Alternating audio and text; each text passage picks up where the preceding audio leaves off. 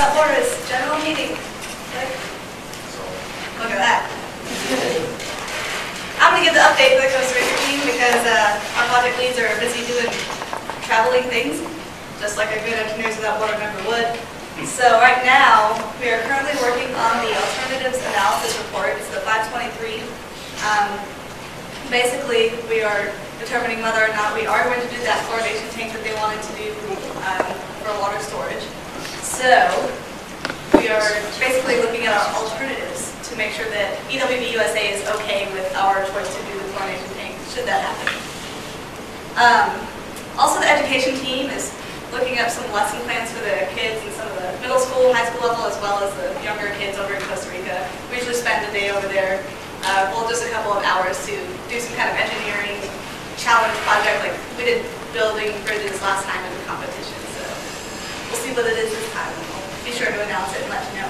If you want to come to the Costa Rica meetings, they're at 7 p.m., just like the other international meeting for Belize, except it's in CE 104. If it's on the second floor, you went to Belize. Okay, and our Belize team project leads couldn't make it either, so I'm going to give their update. They've actually worked on a lot of stuff and have gotten a lot of things accomplished in this semester. They already started the travel teams, and they already have the actual traveling set, and it's going to be from January the 4th to the 10th to find the site for the septic tank. And while they're there, they're going to try to do other work. Yeah, that's what they're working on. The septic tank. Okay, for the Children's Museum, we are working on 2 different exhibits. One is the mission control, the other one is the diner dig. Both of them have conceptual plans submitted and accepted by the museum. We are going to be doing a design plan this semester, and the next semester for both will start working. What kind of dinosaurs will be in the museum? We're still actually working on that. It's going to depend on like what bones we end up finding out we can find. So that's. Are they putting like real bones in there, or is it? No, like that's plastic? actually really expensive. Yeah, so it would probably just be like toys. I found a arrowhead in my backyard when I was building like that. Oh, okay. Okay. Our first progression, but they didn't have any updates at this time. So today's meeting is going to be really relaxed, and it's just a training session on team development. And so why choose team development as a training session? And I'll show you why.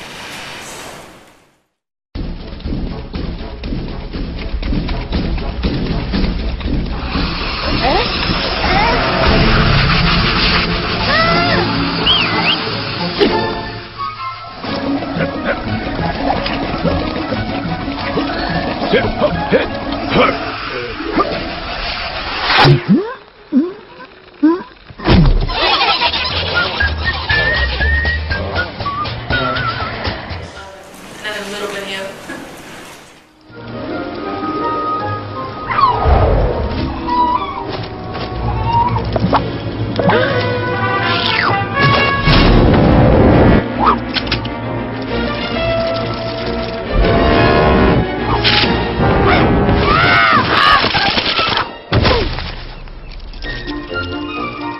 That's just to show you guys that working in teams sometimes can be more effective, and sometimes we can't do everything by ourselves, and we can really see that in our discipline. We're always working in teams in our classes, and we're obviously going to work in teams once we actually start our careers. So one thing that people don't realize is that team development actually has been studied, and a lot of people try to make it more effective. So there's actually 5 stages of team development. The first one is forming. So whenever a new group is created, usually people have a lot of self-consciousness. You're meeting new people, don't know exactly how much of yourself you can let out, and it's a really awkward process. But then you go into forming, and that's whenever this awkward process takes its role, and there's some criticism, some tension. You guys are getting to know each other. You're not sure if this person is somebody you can rely on. But as you continue, you get into norming, and you actually start to do a lot of collaboration. You have more commitment to your team. You know that that person depends on you, and you depend on that person. So it's a mutual commitment that you guys bring to each other, and you guys become one. It's a group, not just yourself, an individual person. And so you move on to performing. And in performing, you have this acceptance of everybody. You got through that awkward phase, and you guys, besides being team members, can actually, be friends and just socialize with each other. So there's this mutual support to get things done, and so you're more effective in this stage. And then you go into a journey, and usually is when whatever you had to do is coming to an end.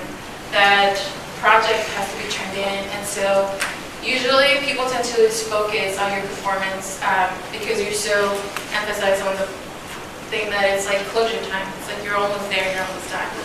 So those are the 5 stages of team development. And so usually whenever you're in a team, there's always issues with communication, and there's also disputes. And so there's this good, just tips on what you can do to solve some of those tensions.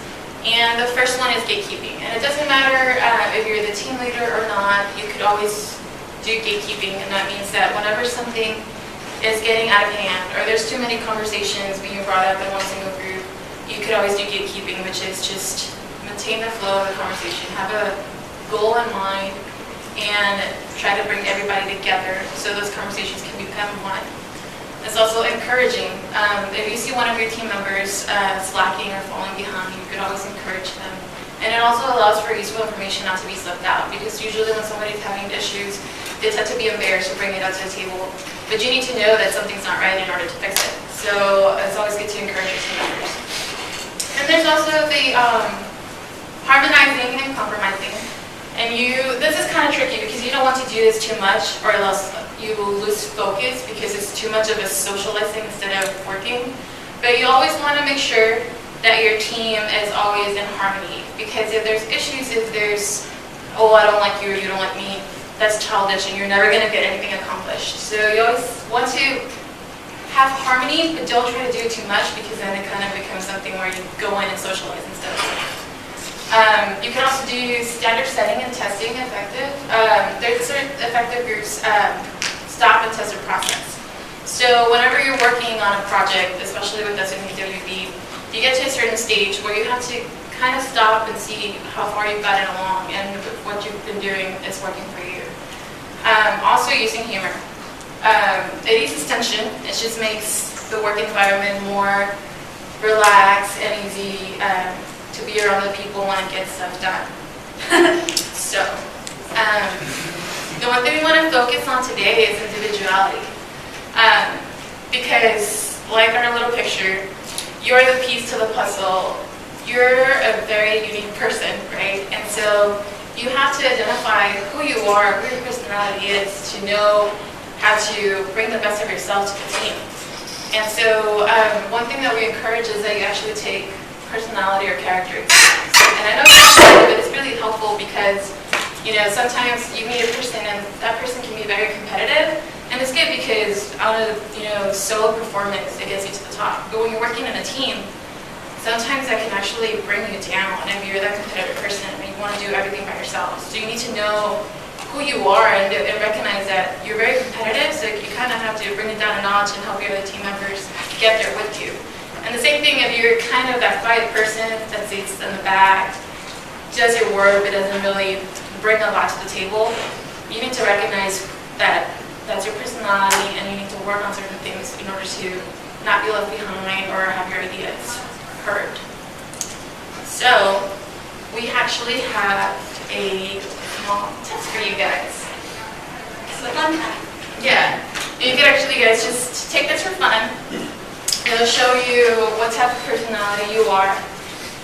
It's a small test, so it shouldn't take you guys long. Yeah, it's not like At the end of the meeting, we're going to have a competition, and then whoever wins that competition is going to get free shirts. So, As in the the EWB t-shirts. not the old one, right? It's the The cool new one. ones, yeah. Okay, it says on the top, rate each set of words on a scale from 1 lowest to 4 highest. So read the 3 words and it describes you very well. 4, that's not you, 1. And then at the end you're just going to add, okay? Oh, towards the bottom, towards the column. On the bottom, your totals. You see that? Alright, so in the bottom, if you added stuff up, it says orange, gold, blue, and green. So your highest total will be the color that you identify with, right? So I have on the screen a whole bunch of information. But in reality, what you need to know is that if you were described as somebody blue, you're an idealist. The thing that describes you is authenticity, and you tend to be known for peace and love kind of motive. If you were gold, you're described as a guardian. And that means that you're identified with strength is duty, and you tend to be always prepared as your motive, to be always prepared. If you were green, you're rational. You're known for knowledge and to have a curious mind. If you were an orange, you're an artist. You're known for your skillfulness, and you think that life is just one big party. So, these are just fun things for you to know, like what type of personality you have. But on a more serious note, it does have to do a lot with what you bring into your group. And for you to know that, for example, if you think life is one big party, that might be true outside of the workforce, but when you have to come in, you need to know that you kind of have to know when to be responsible and to leave the joking aside when it comes to real matters. And the same thing with all the different colors. There's certain things where you need to know what to work with best. For example, the green is known for knowledge and just to have a curious mind. So it's good, but a lot of times when you're working in a group, if you try to be the one taking lead all the time, like you're going to butt heads with somebody. And so you need to know that it's good to always have a curious mind and to know a lot, but also to be able to work in a group and always give the other person the chance as well. So now I have another small personality test for you guys to take. It should be fun. So just do this for a little bit.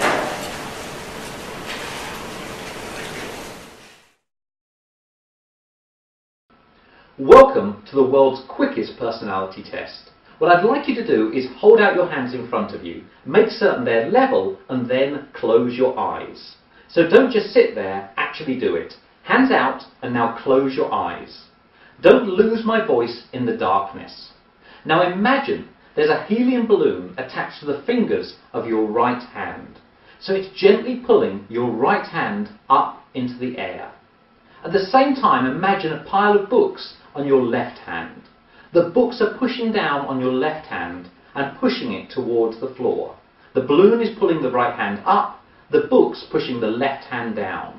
Now enjoy any images that float into your mind, but still remember that your hands are being pushed and pulled.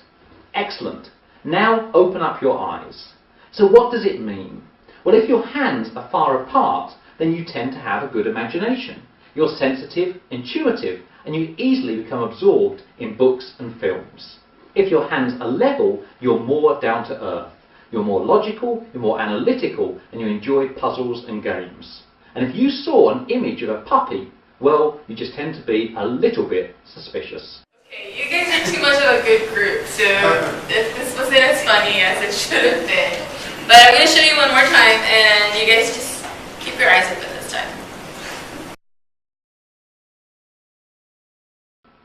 Welcome to the world's quickest personality test. What I'd like you to do is hold out your hands in front of you, make certain they're level, and then close your eyes. So don't just sit there, actually do it. Hands out, and now close your eyes. Don't lose my voice in the darkness. Now imagine there's a helium balloon attached to the fingers of your right hand. So it's gently pulling your right hand up into the air. At the same time, imagine a pile of books on your left hand. The books are pushing down on your left hand and pushing it towards the floor. The balloon is pulling the right hand up, the books pushing the left hand down. Now enjoy any images that float into your mind, but still remember that your hands are being pushed and pulled. Excellent. Now open up your eyes. So what does it mean? Well, if your hands are far apart, then you tend to have a good imagination.